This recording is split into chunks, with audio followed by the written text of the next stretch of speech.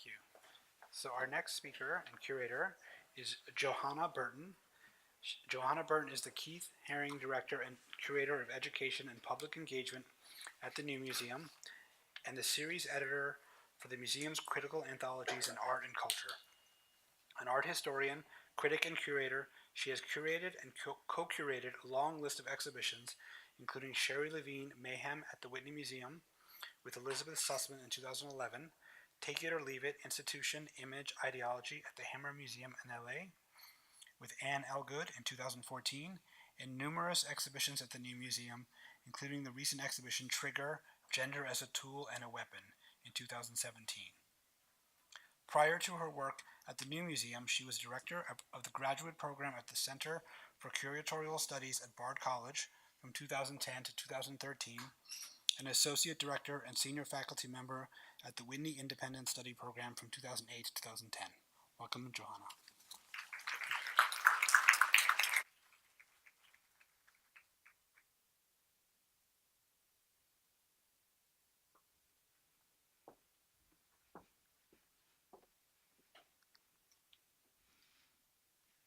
Yep. Okay, thank you all so much for being here. It's nice to be in my home institution representing. And I think the timing is really nice, actually, coming after the questions about what makes up a real museum. Here is a picture of the New Museum in 1977.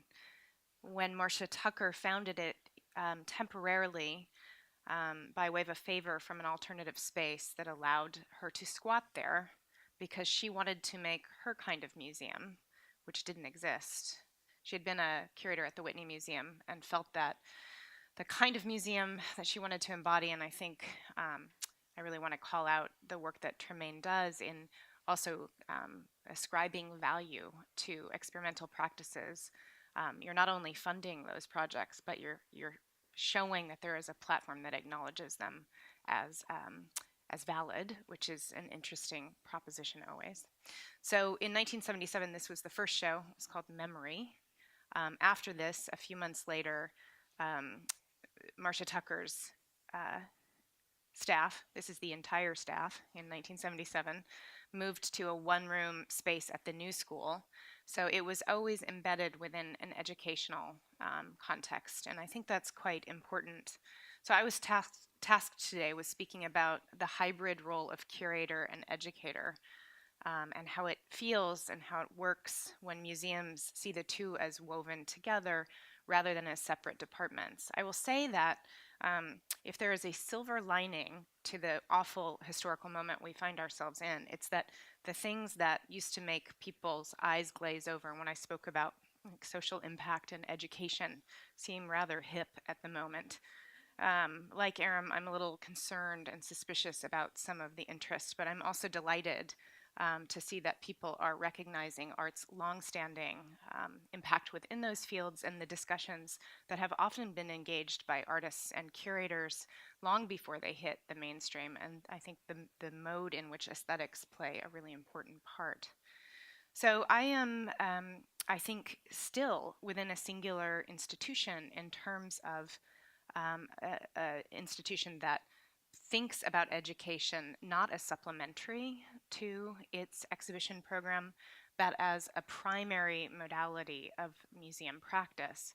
From its earliest founding in 1977 to today, and obviously the museum has grown, I think that exhibition making and public programs are seen as educational in the most wide sense of that word.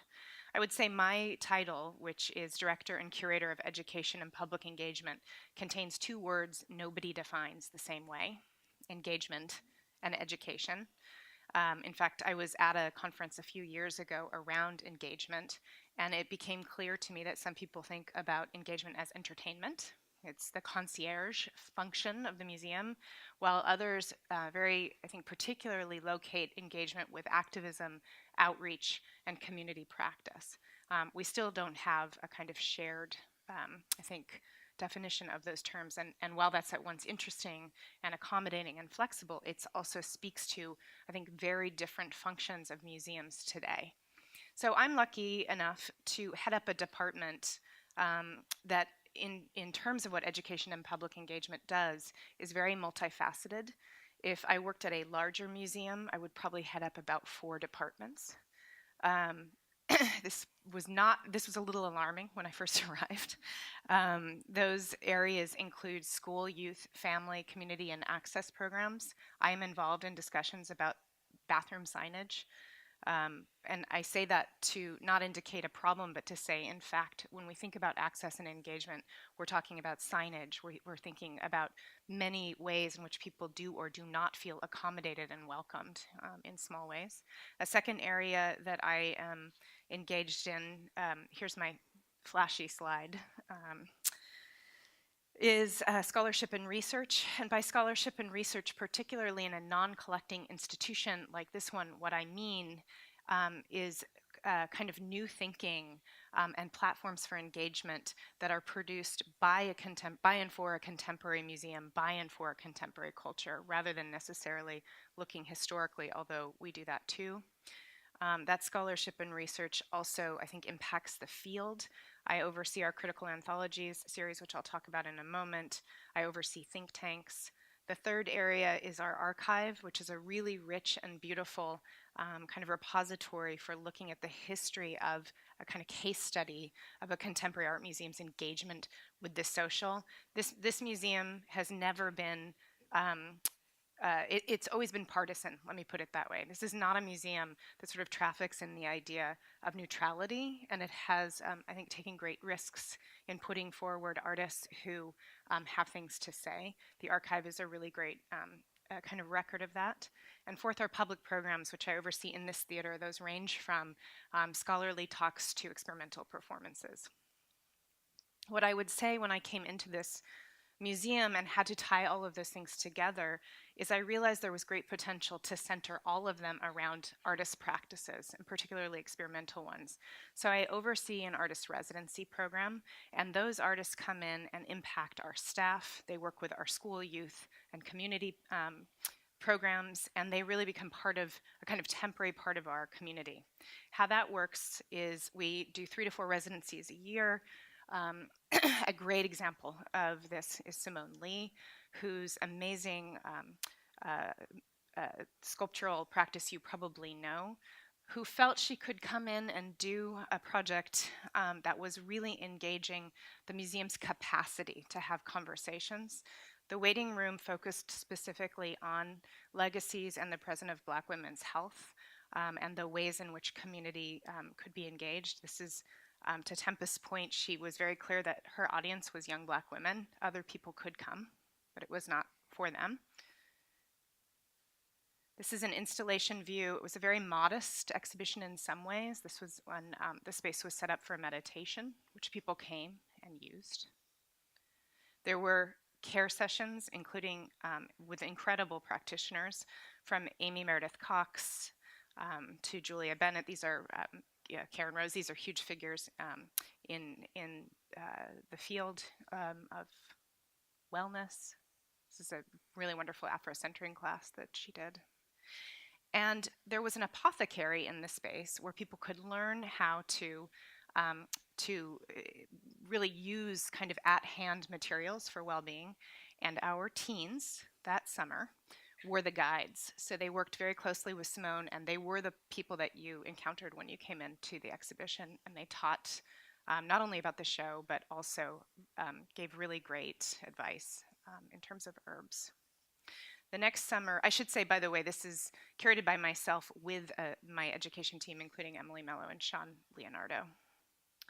Paul Ramirez-Jonas was the next summer's social justice residency. I'll whiz through this, but he wanted to kind of take up some of the moment's questions, as we all do. This was half-truths you can read that people came in and had some doozies. This was Fake ID, which was dealing obviously with questions around immigration and identity, which only get worse. Just so it's clear how doggedly political we are, this is what was happening during the 2016 election. The incredible group of artists, My Barbarian, wanted to think about this idea that the people have agency. Unfortunately, the sort of elatedness that they thought that they would feel partway through the election faded. This is the fifth floor. I work in a pretty modest workshop-y space here. People use it in different ways. This was a gathering space, and they did workshops and performances here in the theater. Currently on view is a fake museum that we have given a real space to, the Museum of Transgender History and Art, on the occasion of the 50th anniversary of Stonewall, with 12 artists who have proposed alternative models for Christopher Park. Take a look if you have a chance. These are some installation shots. That's Sharon Hayes's bullhorn piece. And I won't go into this, but I did want to speak a little bit about large-scale exhibitions also as teaching exhibitions.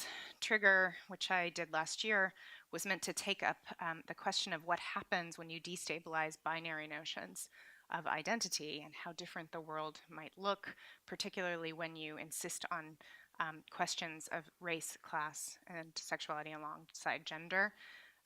This was an intergenerational show that I didn't realize was a teaching show until I started walking older folks through it who needed to be versed in questions of pronouns and other things. I was not teaching the 18-year-olds. It was interesting. This was also a show that was emphatic that a challenging show doesn't have to be unpleasurable. It can be full of visual delight. So these are just some slides, and I would talk about them more if there was more time. And finally, a platform I find as important as the galleries are books. It's how I learned in rural Nevada about the art world that I wanted to move to. There was a book series that began in the 80s and ended in 2004 here that came out of the new museum. People still teach these books, and I restarted the series. Here are the first three. And what's so exciting to me about these is they can travel anywhere, and people can find them in libraries. So to me, this is as much a part of this kind of hybrid curatorial educator role as anything else I do. That's it. Thank you.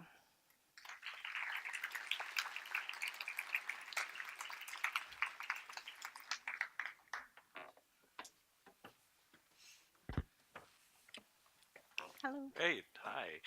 So I guess my first question is because a lot of the projects look like they can just be curatorial projects, like Right. meaning like so how do your projects differentiate themselves, or how do you conceive of them that they're also part of education, or is there a part of the project that you sort of put out there? Sure. I mean, I don't think about anything as ever ending at the boundary of an exhibition. The residencies are a really great example of something that if somebody comes to the museum and they fall out of the elevator on the fifth floor, they can see a really beautiful, well-conceived show. But the public programs are as important. They too can be sort of experienced singularly, but they're meant to be part of a bigger, I think about tree rings, right? So like if you can kind of imagine a project that you can enter deeply or you can enter on one visit. Trigger was like that too. The performances and public programs were almost 20, so you could see the exhibition and not see Justin Vivian Bond performing or Greg Bordowitz or Room for Cream, or you could encounter all of these things over time.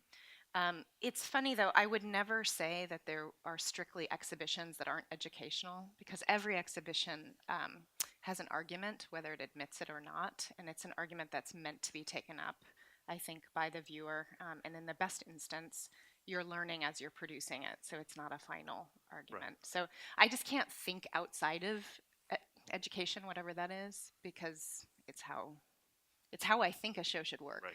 Well, in other museums, often the education department sort of works with all curators. Right. And do you do the same thing? Does that because a lot of your projects seem more sort of standalone, at least the ones you've presented. Now, do you Right. also work with other curators Absolutely. to sort of figure out, and how does that process work? So a good example right now is the Sarah Lucas show is up. We loosely wanted to make sure that we time our exhibitions to think broadly about some shared terrain. But more importantly, my team works with the curators to execute their public programs. We're deeply involved in that. We just had a series of what we call outside the box lectures, where, for instance, Jamison Webster, who's a psychoanalyst, came and talked about Sarah Lucas. We have a research fellow who works really closely with the curators. We are a really unusual museum. The education department doesn't write the wall labels for the other shows, but we're deeply engaged in the conversations around them. So I think we put some of those things on their head about who's supposed to, dumb down the content for the general public. We don't believe in that. Right. Sorry. Do you also work with the public and local schools, high schools, Absolutely. college students? Yeah. Do you think about that when you're curating the show as well? All the time. Throughout? We obviously aren't probably a great museum for little kids most of the time. So that's not our main, focus. We do a family day, but I can't imagine how that works with Sarah Lucas, to be honest. We looked at all the floors and we were like, no. I mean, Chris Vargas is like the tame floor. But we do work very, very deeply with youth in particular, which is, I think, the most exciting kind of group. In addition to having school and community partners, we also do a youth summit that has become a really key element of my team's programming that is led by the youth. And I think we learn probably more than they do in those endeavors. But yeah, we think about school partners all the time. And we have educators who go out and visit schools, and schools who come in all the time as well. Well, you've had such a diverse array of curatorial experience at Bard and other places. I'm kind of curious how you see the role changing. Now, I mean, you've at least had over a decade of experience in the field. And what have you noticed? And what are some of the challenges and what are concerns perhaps you have? And then things that are maybe getting easier? As an educator? As an educator, but also as a curatorial, because I think you wear both hats, so you kind of have a unique position. Yeah, I think it's that be careful what you wish for. Like it's I feel like for a long time I loudly bemoaned being sort of alone, and now I'm like, get out of here, like stay out of my train. I do think, I mean, I'm being funny in a way. I think that there is a kind of shift, and one that I'm really excited about, towards conversations that aren't just coming in and doing a selfie in front of, that happens too, but I also think sometimes the shift isn't being sort of plotted out maybe as carefully as it should be. So I'm both very excited, but I'm also just mindful of how politics is its own, the kind of performance of politics is its own kind of spectacle right now in certain arenas. So just having that discussion and being honest. I'm working on a book with two co-editors right now that's actually kind of questioning the rush towards racial representation in museums in terms of exhibition programs without changing the infrastructure, for instance. Right. If you don't change the infrastructure, it doesn't matter how much you sort of toot your own horn about diversity. So I don't know, there are things like that, I guess, that I'm thinking about.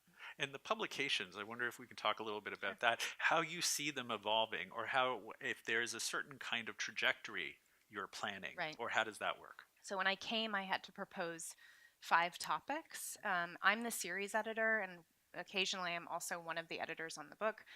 We always have an in-house, somebody on staff who's working.